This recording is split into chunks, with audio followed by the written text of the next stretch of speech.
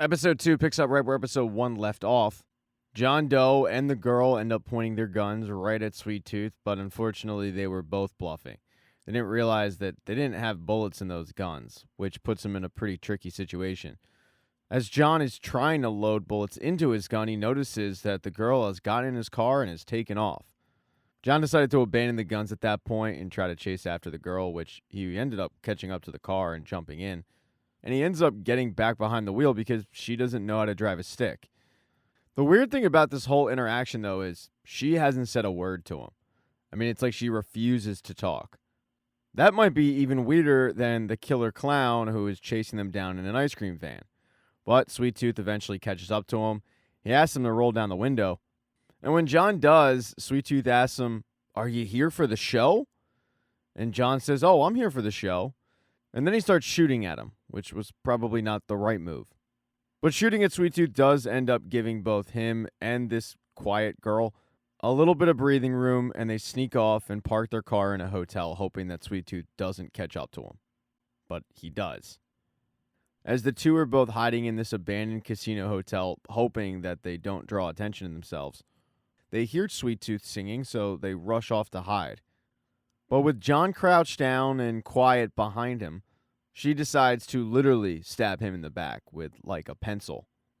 Quiet decides to try to escape using the air vent system, and John is kind of left in the casino. But luckily, the casino's dark until Sweet Tooth claps his hands because he set up this whole thing to turn on once he does that.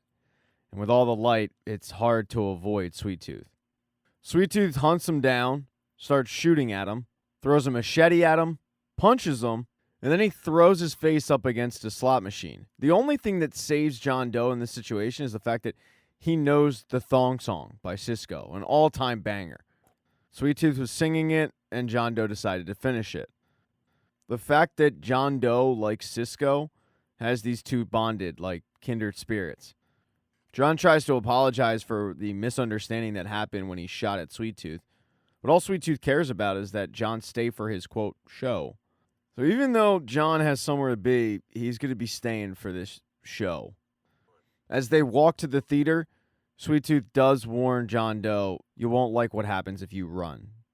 Right before the show, Sweet Tooth goes through his background a little bit. He had come to Sin City. He'd been there for 20 years, and his best friend is a paper bag named Harold. The reason why this paper bag is his best friend is his best friend can't lie to him because he's been lied to his entire life, and he hates liars. But these two are once again kind of kindred spirits because John Doe can relate to being friends with an inanimate object. His friend is Evelyn, his car. As John is describing Evelyn in vivid detail on how much she means to him, Sweet Tooth thinks that what John's talking about is Quiet. So he asks, "Who's she?" And when John turns around, Quiet is in what looks like used to be a fish tank, a giant fish tank, and she's trapped. From her facial reaction, she starts begging John Doe to help her out, and he gingerly walks up to the tank and says, "Why should I help you out?" And she has a pretty good reason. It's because she has Evelyn's keys. While John doesn't want to, he knows that she just made a pretty good case for helping her out. So John turns to Sweet Tooth and makes the argument that he should let her out because an audience of one does nobody any good. What Sweet Tooth needs is an audience of two. And that logic ends up working on Sweet Tooth, so he ends up letting Quiet out. John and Quiet then sit down, and Sweet Tooth goes off, makes them a meal because that's part of the show, and then dons his nice pink show attire. After Sweet Tooth gives them their steak dinner, which apparently is incredible, he goes off to prepare for the show, and it gives John and Quiet a little bit of time to talk. Although Quiet still isn't talking, which garnered her the name Quiet. John wants to start game planning for how they're going to make it through this show. He wants to work together. But it's hard to work together with someone when they're not responding to anything you're saying. Before they can really hammer out a game plan, or at least John can, the show starts. And it's horrible. All Sweet Tooth does is reenact what was on the TV screens when you initially sign into a hotel. That stupid commercial that runs of all the things that you can do on the property. Not exactly riveting entertainment. At the end of it, he asks both of them, "What do you think?" And John lies. He tells Sweet Tooth, "I loved it." But that infuriates Sweet Tooth. He flips their table, he grabs the machete. It looks like he's about to kill John Doe. And he probably would have, because he can tell that John is lying. But what ends up saving John is Quiet, who finally speaks up and says, "It was horrible." Quiet's honesty kind of forces John to come clean that, yeah, what she said was correct. This honest reaction ends up getting Sweet Tooth to drop the machete. He thinks about what they said for a bit, and he turns to him and says, "Yeah, but didn't Mark Twain say you got to write what you know?"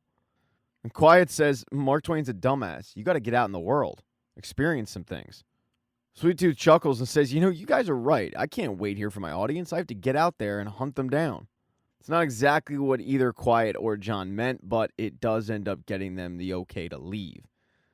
Sweet Tooth informs them that they are the only people to ever get permission to leave the property, but it was because of the fact that they gave an honest review. After they leave, Sweet Tooth burns down the hotel, and then he gets ready to head off and hunt that audience down that he spoke of. John and Quiet, meanwhile, hop in Evelyn, and they couldn't get away from Las Vegas fast enough. Because of what happened, John figured that Quiet was now in the talking mood, so they start discussing the situation that they just found themselves in. But Quiet just pulls a gun on him and tells him she's not in the talking mood because she's trying to find somebody. And John says, "Well, I'm trying to get somewhere. So if you put the gun down, I'll drop you off as close as I can to where you're going, okay?" She agrees, and then she holsters her weapon. At this point, John thinks that maybe she'll tell him her name, but he'd be wrong about that. She refuses to. The girl is truly a mystery wrapped in an enigma. A few minutes later, they come up on the Hoover Dam, where there's a checkpoint. The Hoover Dam is run by lawmen, and there's 2 new lawmen in the fold. Their names are Mike and Stu. There were 2 guards who got scooped up by a bunch of cannibals. They were goners until lawmen decided to break in, killing everybody in the room and saving them. When Agent Stone saw that they had uniforms, he invited them to become lawmen, and it's something that they quickly accepted. But for Stu, the job wasn't what he thought it was. It wasn't just guarding the Hoover Dam, bringing law and order to the country again. There was a lot of unnecessary killing. Like, for example, their initiation. They set up a truck that was abandoned, and then Stone's men gave both of them sniper rifles and had them perched pretty far away. They waited until vultures showed up, and Stone instructed both of them to kill the vultures, shooting them dead. For Mike, it was no problem. For Stu, it was. Stu didn't want to do it. He wanted to fire warning shots, let these people go, because at the end of the day, they're not really hurting anybody. And because of the fact that he wouldn't kill these people, Mike had to cover for him. While Stu kept his job as a lawman, Mike was quicker to integrate with the others than Stu. Mike and Stu then headed out to the checkpoint outside. That's the same checkpoint that John and Quiet roll up on. One of the veteran agents tells Stu, when the car rolls up, asks to see their open road license, and if they don't have it, they don't pass, so you bring them inside. Stu doesn't know what any of this means, so when John does roll up, he isn't all that confident when he asks for his open road license. John tries to sweet talk his way through without the open road license, explaining that he's a milkman and complimenting both Stu and Mike, but it doesn't work. And one of the reasons why is because Quiet ends up recognizing the veteran agent, Agent Shepard. Agent Shepard was one of the guys that branded her. So she immediately gets out of the car, points a gun at him, and tries to kill him, but she ends up getting tasered before she can do it. When John gets out of the car to check on her, he also ends up getting tasered. So there's no talking their way out of this one. They're going inside the Hoover Dam. Thank you so much for checking out this recap. Please consider subscribing to the channel and subscribing to my Patreon. Hit thumbs up if you liked it. Smash that thumbs down button if you thought it sucked.